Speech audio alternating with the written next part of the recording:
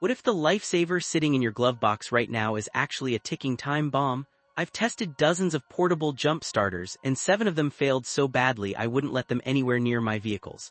A couple even got dangerously hot or showed clear fire risks. And it's not only the shady no-name units. One came from a brand most people trust. Today I'm calling out the 7 jump starters you should never buy, and the 5 I actually recommend that won't cook a $2,000 plus computer module. Stick around to the end and I'll share 2 powerful secrets that could mean you almost never need a jump starter again. Let's jump right in with the absolute worst one I tested. Number 7, Charmil 5000A. You see these everywhere on Amazon, Charmil, Charmiel, Odd, and a dozen copycat brands that pop up, flood the listings with wild claims, then vanish. They scream 5,000 amps, 6,000, even 10,000 for just $40.50 with free shipping. Here's the hard truth, real 5,000 amp performance doesn't exist at that price. A legitimate professional grade unit with actual high output runs $300 and up. What you're getting instead is bargain basement lithium cells in flimsy plastic, 0 proper thermal protection, no cell balancing, and 0 safety certifications from UL or anyone reputable. I hooked one up to an old 4-cylinder for a single attempt. The casing got so hot I couldn't hold it. The plastic actually started to deform. That's not just poor quality, that's a potential glovebox fire waiting to happen. Even scarier, most have 0 reverse polarity protection. Hook it up backwards in the dark at 6 a.m. and you risk welded terminals, blown fuses, or a fried alternator. And when it fails or worse, the seller is usually long gone, no support, no warranty. Real capacity tests on these units often show less than 10% of the advertised numbers. Some are even weighted with sand or scrap metal to feel heavier. Bottom line, skip every one of these fly-by-night Amazon specials. Number 6, Old lead-acid booster boxes. You might still have one of these heavy black bricks your dad handed down, big handle, maybe a dead built-in light. They look like tanks, but they're built for cars from the 90s and early 2000s. Modern vehicles are packed with sensitive electronics, dozens of ECUs, smart alternators, start-stop systems, and modules that hate voltage spikes. A lead-acid booster can easily push 18-20 volts during cranking. That surge can instantly destroy expensive control modules. On top of that, lead-acid batteries self-discharge over time. Leave one in a hot trunk or garage and it needs charging every few months or it sulfates and loses capacity. That 10-year-old box in your garage is probably half dead already and will fail you when you need it most.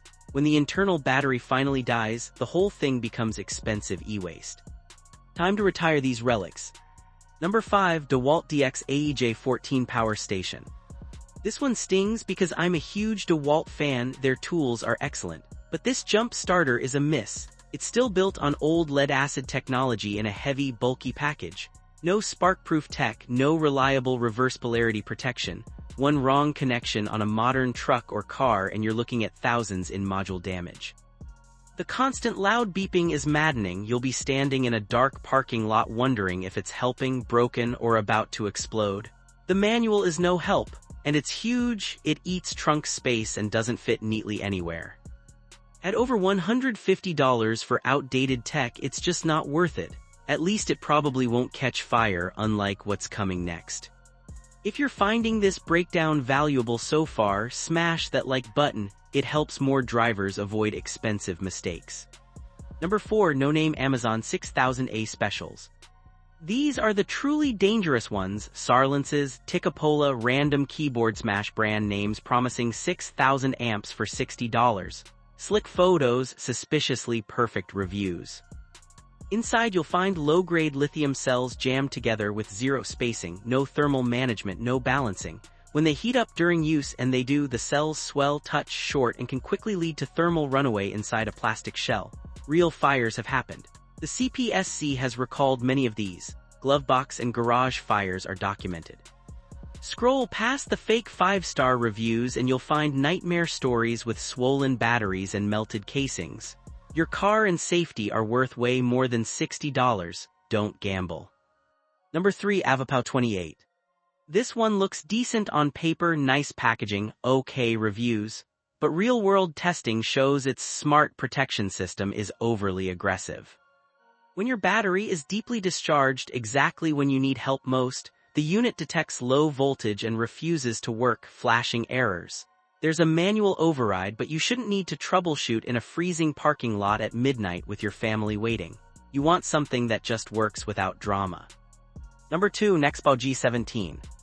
Basically the same story as the Avapau, different badge, same issues. Professional tests showed it couldn't reliably jump a deeply dead battery even with the override. It just sits there blinking while your car stays dead. That's not a jump starter, that's false peace of mind. You carry it for months feeling prepared only to be stranded when it matters. Skip it and spend a bit more on something reliable. Number 1, DIY Power Tool Battery Jump Starter Hack. This is the one that keeps me up at night. You've seen the viral videos, slap some clips on a Ryobi or Milwaukee 18V battery and call it a day. A fully charged 18V tool battery actually sits at 20-21 volts. Modern cars are designed for 12-15V systems. Hit them with that spike and you can fry multiple control modules, easily a multi-$1,000 repair. No reverse polarity protection, no proper thermal management, and the cells aren't built for the massive current draw of jump starting. It might have worked on an old carbureted car with zero electronics. On anything built in the last 15-20 years, it's playing with literal fire. Don't do it. So what should you buy? Here are the 5 I actually trust. Number 5, Gulu GT6000. Great choice for trucks, full-size SUVs, RVs, or diesels. The higher capacity gives you a solid safety margin and multiple jumps on a single charge. The clamps are oversized and open wide, perfect for awkward side post batteries or tight engine bays. Bonus, strong 100W USB-C output for charging laptops or work lights in a pinch. The only real downside is the flashlight points the wrong way at night, but for big rigs and harsh winters, this one delivers serious power.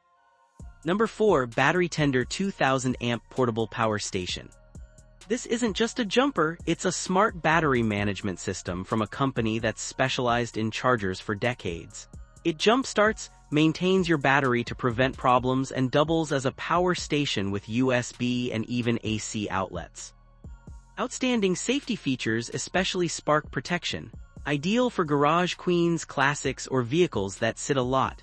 Drawback, it's bulky, takes hours to charge, and won't jump a battery that's below about 2 volts. For daily drivers that might be stone dead on the roadside, look elsewhere.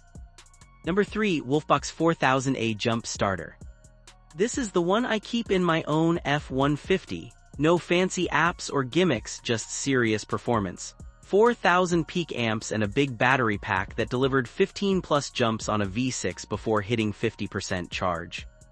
Solid safety protections, a useful boost override button for truly dead batteries, good clamps, and proper flashlight placement. Charges fast too. Minor quirks like side ports, but at around $130 it's one of the best balances of power, capacity, and real-world reliability I've found. Number 2, Clore Automotive JNC 325. The mechanic and tow truck favorite for a reason.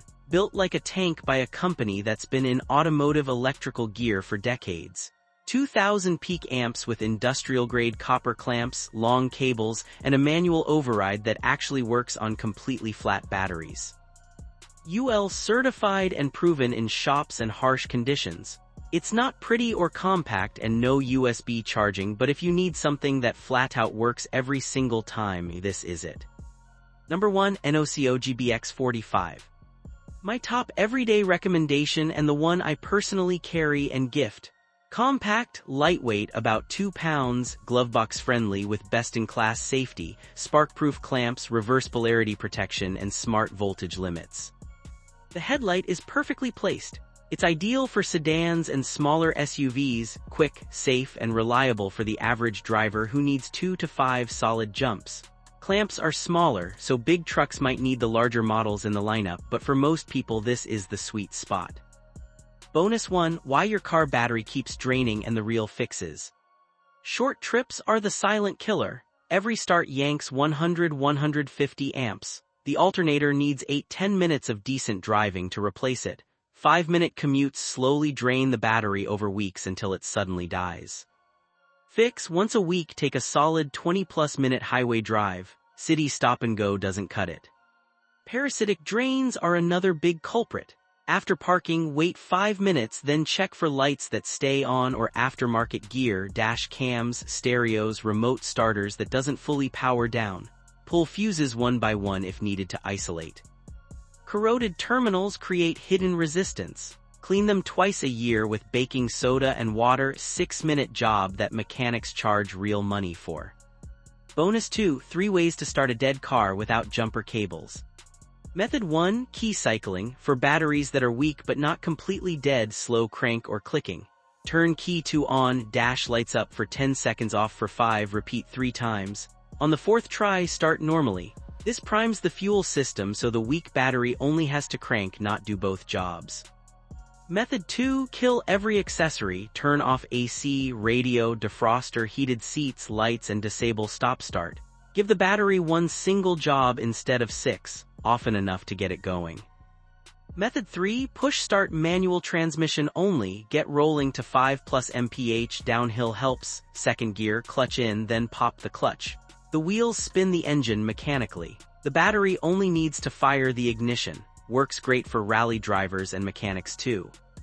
There you have it, the jump starters to avoid, the ones worth buying, and the knowledge to keep your battery healthy in the first place. Drop a comment with what jump starter you're currently using or the horror story if you've had one fail. I read every single one. If this helped, like, subscribe, and share it with someone who's always getting stranded. Drive safe out there. I'll see you in the next one.